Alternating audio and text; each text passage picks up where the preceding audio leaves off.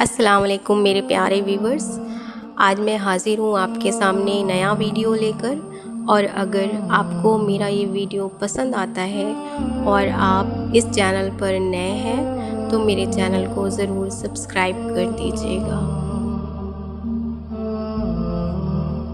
यही है इबादत, यही दीनो ईमान, यही है इबादत, यही दीनो ईमान के काम आए दुनिया में इंसान के इंसान।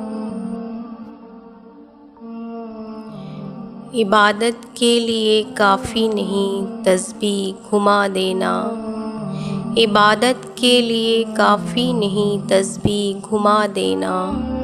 किसी मंदिर या मस्जिद में पहुंचकर सर झुका देना। इबादत है किसी बेआसरा को आसरा देना। इबादत है किसी मकरूज़ का कर्जा चुका देना। किसी मज़लूम को जालिम से छुड़वाना इबादत है। किसी नादार की मुश्किल में काम आना इबादत है। इबादत है ये जीवन कौम की खातिर लगा देना। इबादत है वतन के वास्ते सर को कटा देना।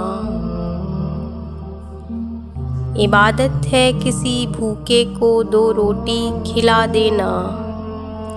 इबादत है किसी नंगे को कुछ कपड़ा दिला देना। किसी बर्बाद को आबाद कर देना इबादत है। किसी बर्बाद को आबाद कर देना इबादत है। किसी नाशाद को दिलशाद कर देना इबादत है।